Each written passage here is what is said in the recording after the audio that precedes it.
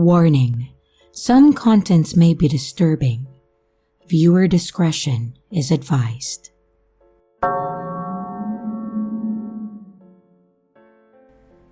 So, I have one of those stories that is basically, I should have been dead, but something in the Matrix decided that I shouldn't, so now I have no explanation for these events kind of situation.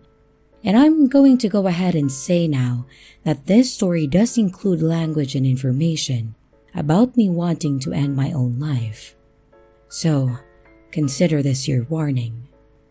I don't know if I should call this some sort of quantum immortality or if it was some sort of reality or timeline shift, but it was something. And to be honest, it kind of haunts me. So this all happened back in 2015, back when I was pretty much at the deepest point of my depression. I won't bore you with all the details.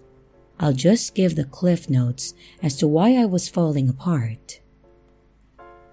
In 2015, I was 17 years old and two events completely destroyed my life.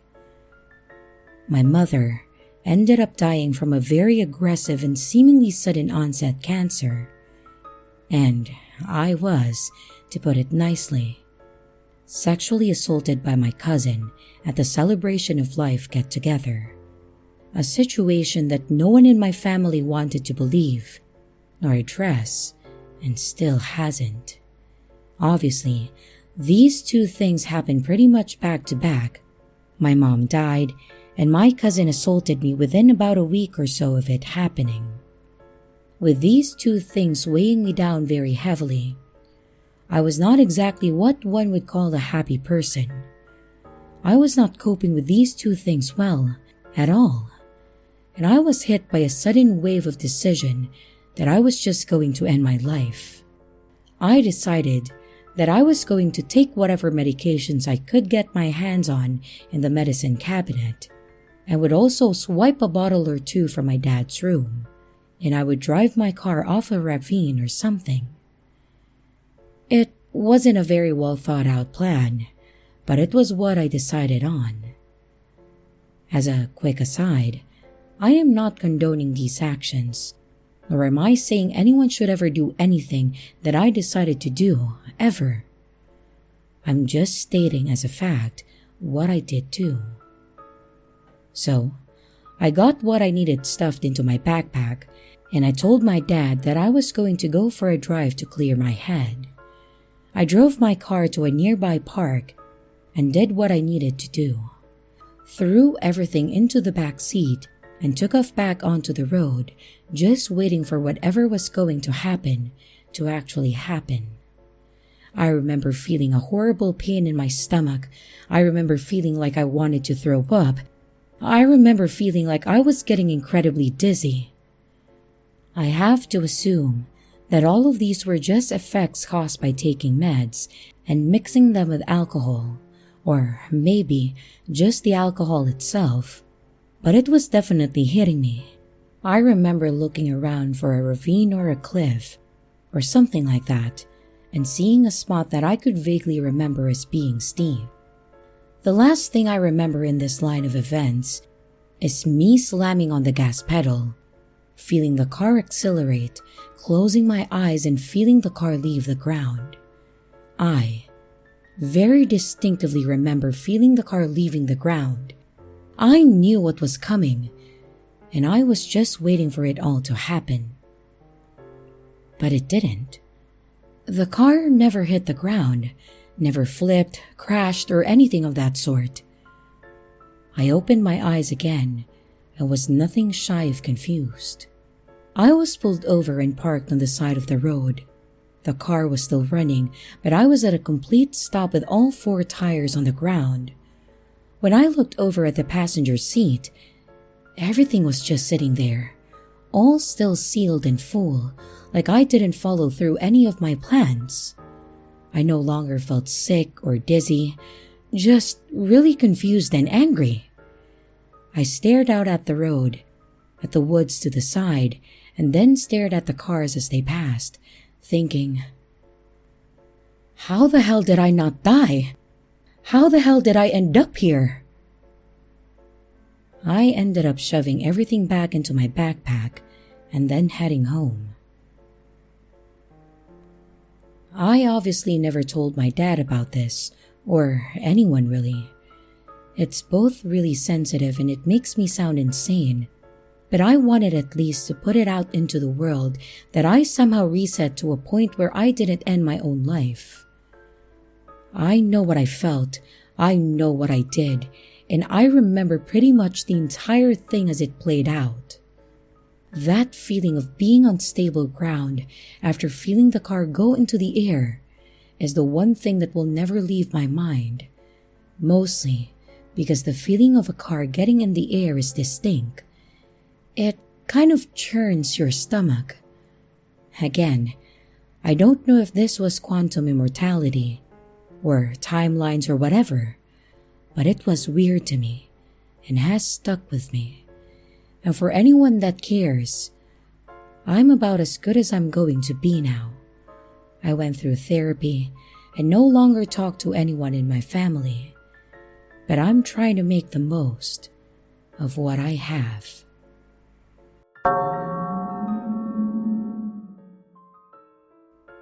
I guess I have a strange glitch, or a personal Mandela effect situation, that I haven't been able to figure out and probably never will. My apologies if this is somewhat boring or too short. It's not really a long story, nor is it super crazy. It's just really weird to me, and I can't find an explanation for the whole thing. For a little context, I'm not huge into the paranormal, nor do I believe we live in a simulation, and I'm not under the influence of anything or etc. and so on. But this is something that has bothered me ever since it happened. My cousin, I'll call him Danny, was my best friend growing up. I lived in a neighborhood that had next to 0 kids, so he and I would always be spending time together. My favorite childhood memories are from when he and I would play Pokemon Red and Blue on our old school Game Boys, because we would just sit there for hours playing through the game, trading the Pokemon, and battling each other to see who had the stronger monsters. In fact, it's because of him that I got my then favorite Pokemon, Alakazam. It's not really relevant, but to get Alakazam, you have to trade your Kadabra with another person, and then it evolves. There are a few Pokemon from back then that did this, and I remember that we pretty much finished the Pokédex in both games because we played it together. It may not seem like it's important, but I remember getting to the 150 mark on the game, which is not something you could do without 2 people, or at least 2 games and Game Boys. When I was 12, Danny's parents, so my aunt and uncle, decided to move to another part of the state. It was pretty far away, so we never really got to see each other after this, as my parents never wanted to go that way, and I couldn't drive. I moved on, though I grew up with pretty much no other friends. Not trying to garner pity, I'm just saying. Then, when I was around 17, my aunt and uncle wanted to have a good-sized party for Danny's 18th birthday and also his graduation. It was seemingly a really big deal for them, so they invited everyone over and wanted the entire family to come and celebrate. I was stoked. I hadn't seen him for 5 years, and I had planned on giving a short speech during the party about how much spending time with him as a child meant to me. I was going to make a joke about how we spent hours playing Pokemon, and I wanted to get an Alakazam card to give to him as a joke. Only to find out that they don't print those cards. Look it up, it's pretty stupid. So, I just planned on giving him my little speech, and that was that. When we got there, I was actually thankful that I didn't get an Alakazam card for him. Because apparently, none of my childhood memories playing Pokemon with Danny happened. That's right. Nothing I just said is a thing that happened in my current existence. My cousin Danny, the one that spent hours with me playing Pokemon, traded me the Alakazam that I cherished and beat his Pokemon with 100 times. He was born blind. He has, apparently, never been able to see anything. Ever. And the reason that this was a big celebration wasn't just because he was graduating, but because of how much he had struggled with trying to get through high school with his disability, and how proud everyone was of him for making it. Obviously, I'm pretty damn proud of him too, but I don't get how this is possible. For the record, this is the same Danny as the one that I grew up with. Same red, seemingly windswept hair, same green eyes, and same goofy attitude. Except this Danny cannot see, and has never been able to. Being unable to see means that there was no way that he could have ever played the old Pokemon games with me. And my entire childhood is one big false memory. I'm not going to lie. It actually hurts the hell out of me to know this. And there's really nothing I can do about it. There were no other cousins that lived near me. There was no other kids that it could have been. And obviously, I didn't just imagine it all or dream that it all happened. I'm devastated that my best friend as a kid just didn't exist in this reality. It's been years since all of this happened. We're both in our 30s now. But I still think about this all quite often. And I honestly miss the Danny that I knew and grew up with in the other timeline.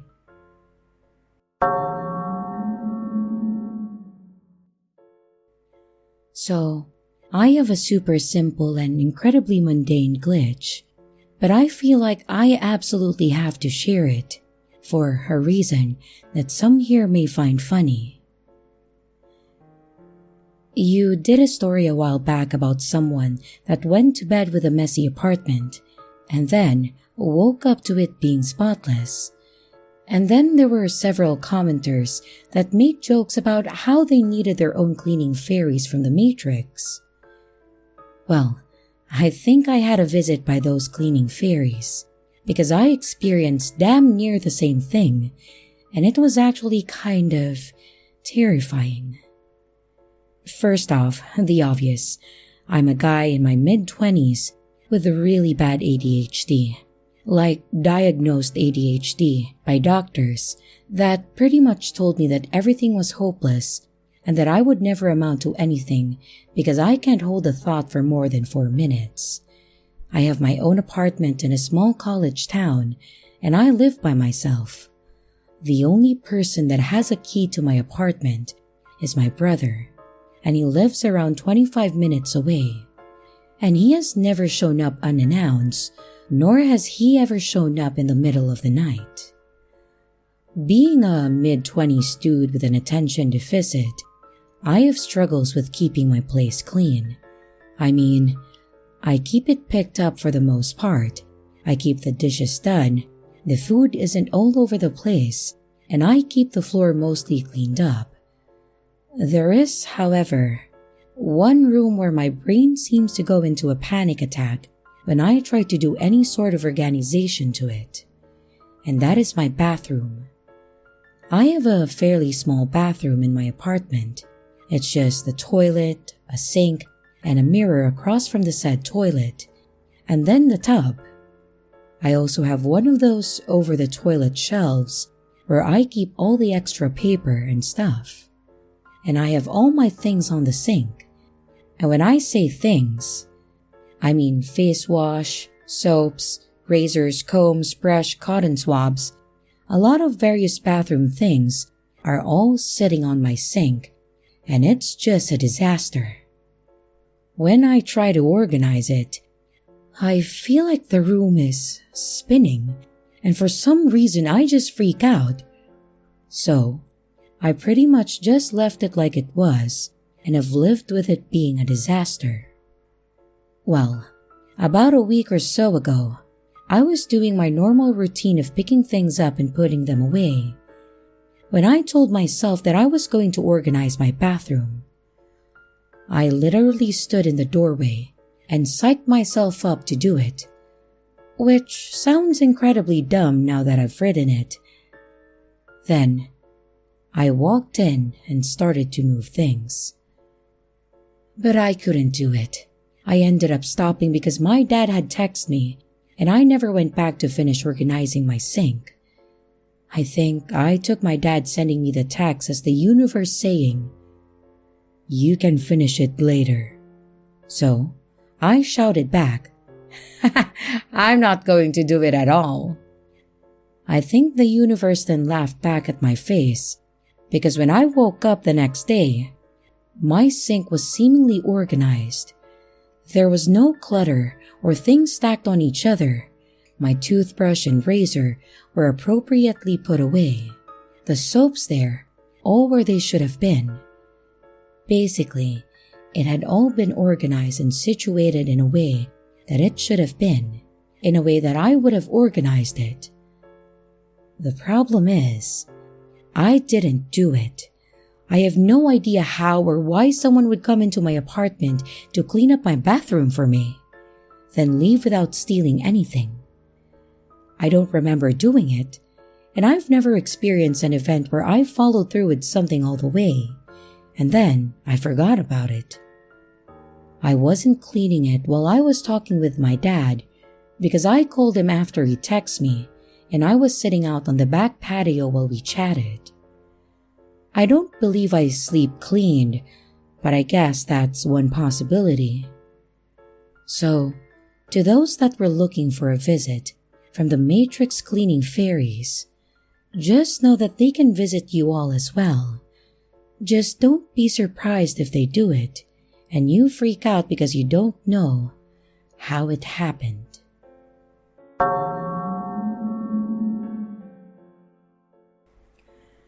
I have a fairly strange story about something that happened to me when I was a kid, and it was the first time something like this had ever happened to me.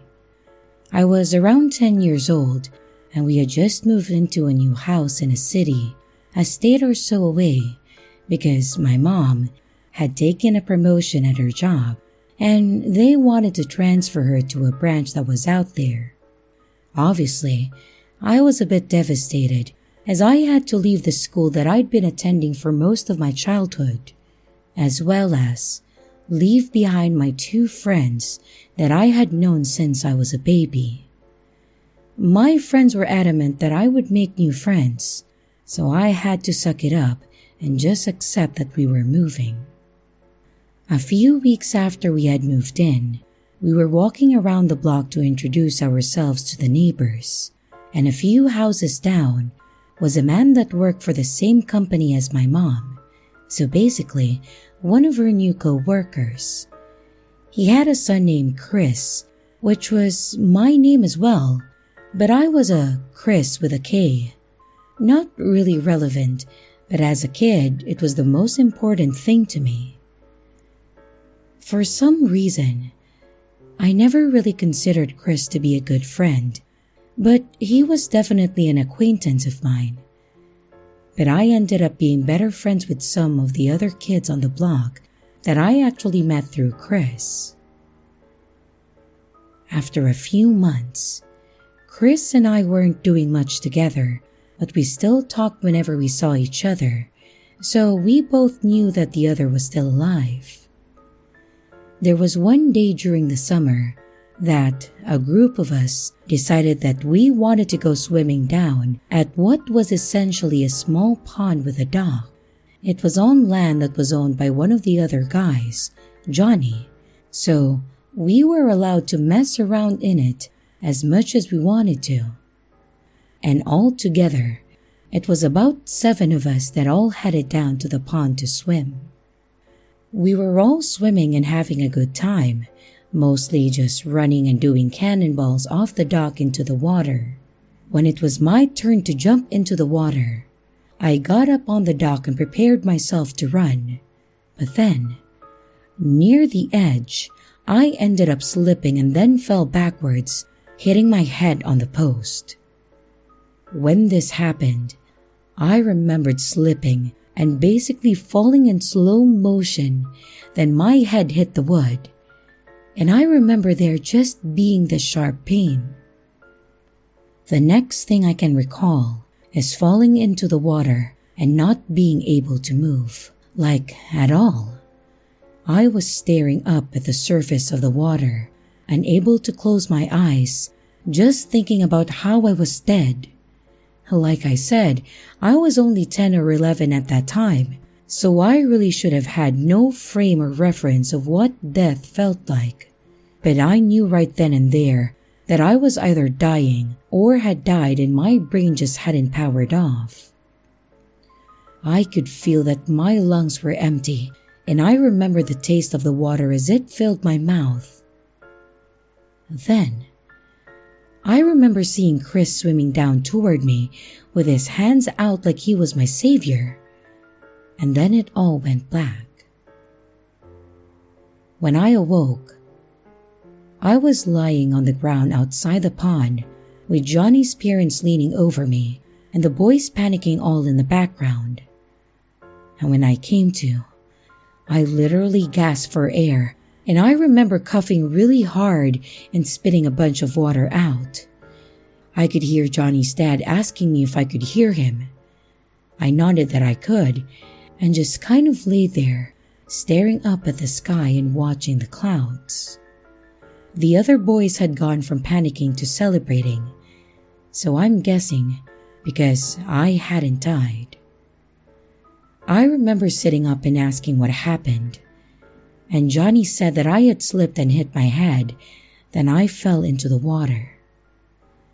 It slowly came back, and I remember finishing off what he had said with, "Oh, yeah, then Kris jumped in to save me." I then looked around to thank him, and I realized that he wasn't there. I asked where he went, and they all just kind of looked at me. Johnny kind of laughed and said, "You're Kris." To which I said, No, Kris with a CH. The other Kris that was here." Nobody had any idea who I was talking about. They all just kind of stared at me and looked around confused. Johnny's dad said that my parents were on their way and that I should probably get looked at to make sure that I didn't cause damage to my head. I nodded along and got up slowly to sit on the front porch, just waiting for them. On the way to the hospital, I actually asked my mom if she remembered Kris. I don't know why I felt compelled to ask, but he was the son of her co-worker, so she would surely know who he was. And to my surprise, she said that she didn't know anyone named Kris other than me. I said, "No, the Kris with a CH, the one that is your co-worker's son. We met right after we moved into the house when we were introducing ourselves to the neighbors." My mom then pretty much told me that none of her co-workers lived on our block, and that to the best of her knowledge, none of them had a son named Kris. So, to this day, I am the only person that remembers my friend Kris, the one that I had met when I was 10, the one that was my mom's co-worker's son. Nobody else in my family and none of my other childhood friends knew who Kris was, despite him being the person that saved my life and someone that I hung out with on several occasions. I knew that he existed. I know that he and I were decent enough friends, and I know that he jumped in the water to save me when I was drowning. But yet, he seemingly never existed. I have nothing to prove he ever did exist, unfortunately, other than the memories in my head. I will say that losing a friend to the Matrix, so to speak, specifically the one that saved me that day, is the most painful childhood memory that I have. And while he doesn't seem to exist in the timeline, I will never forget that day and what he did.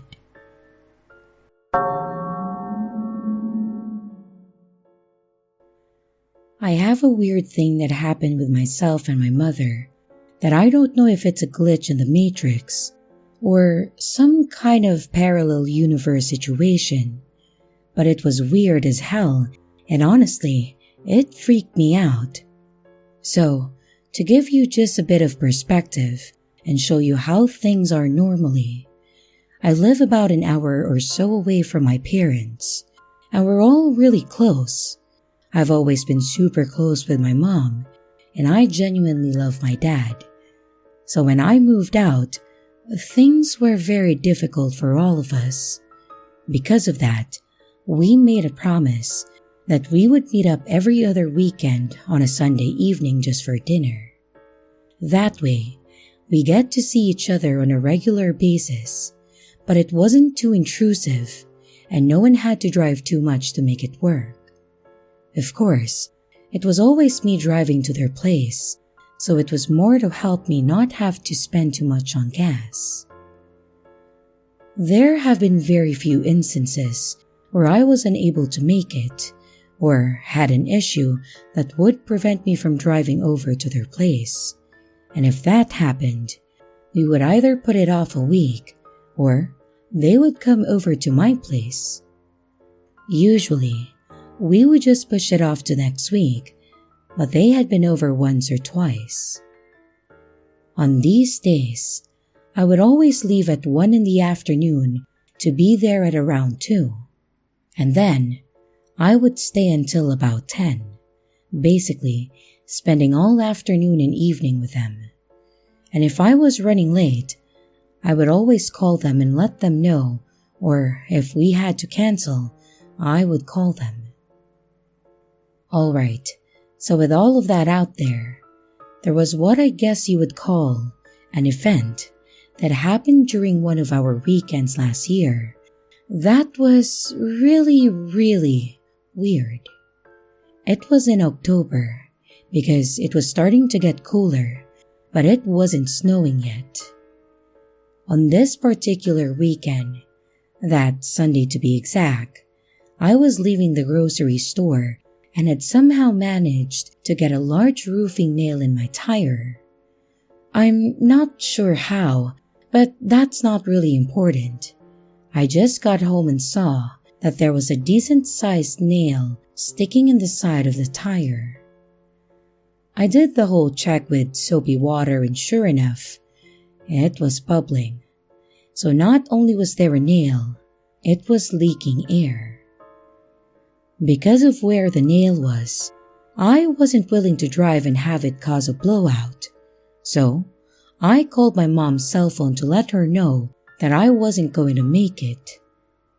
Strangely enough, she didn't answer. I figured she was probably busy, so I called my dad, and he also didn't answer. At this point, I was a bit confused. But again, they're adults. They aren't always glued to their phones. So I assumed that they were just really busy with something. I called my mom's phone one more time, and then I decided to leave a voicemail. I remember what I said in the voicemail verbatim. And yes, it is important to this event. I said, "Hey Mom, I wanted to call and let you guys know that we'll have to cancel this weekend because I have a nail in my tire. I'll take it in this week and we can just meet up next Sunday." I said those exact words, and I know that that was what I said because it was what happened.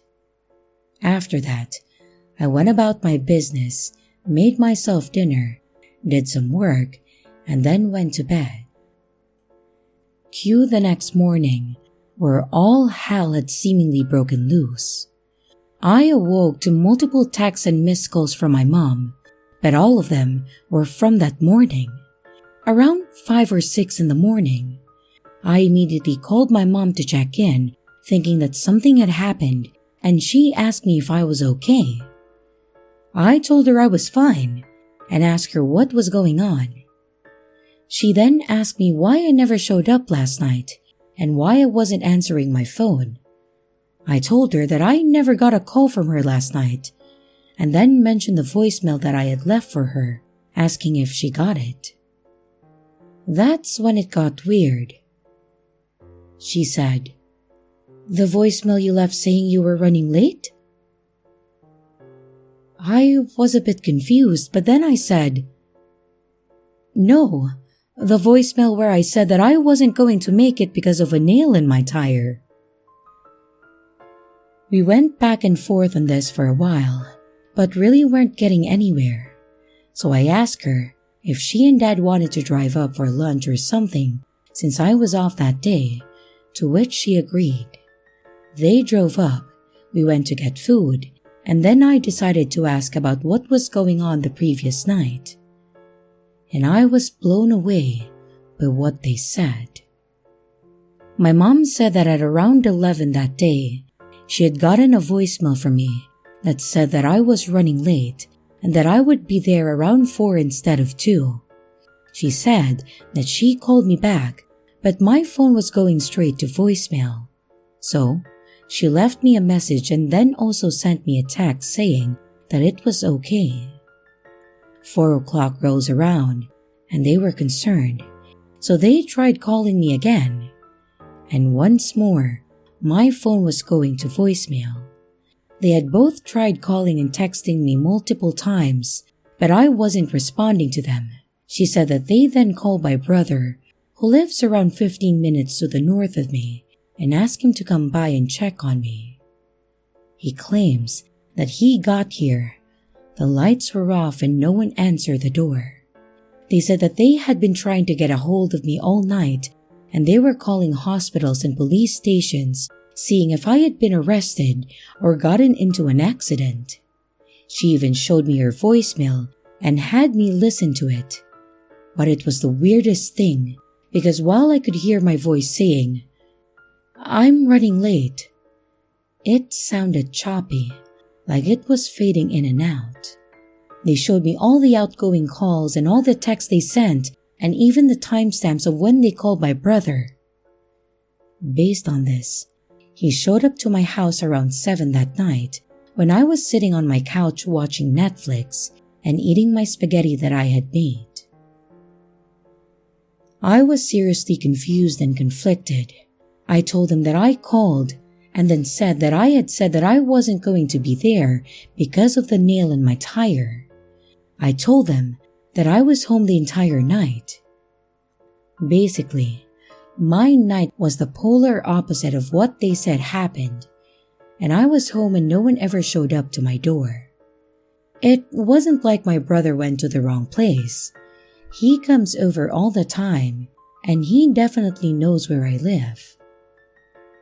So, that's my one weird thing that happened to me in my life, and my one experience with parallel universes, or matrix glitches or whatever.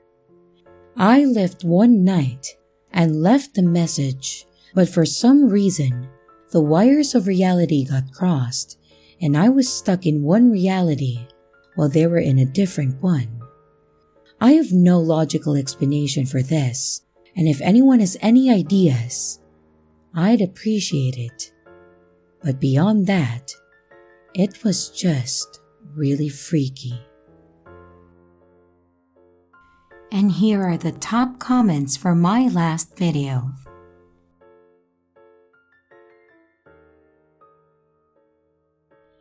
And here's the riddle for this video.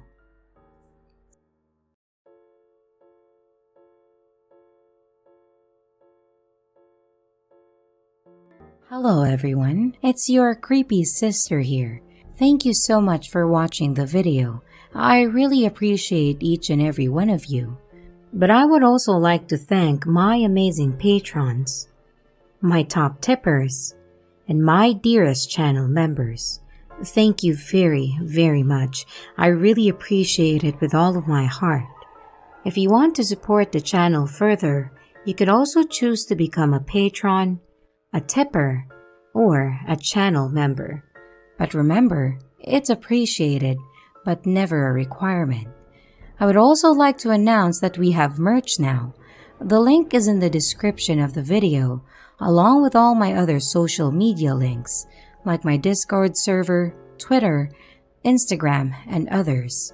You can connect with me and send your stories there. And don't forget to like and subscribe if you haven't yet, and comments are highly appreciated.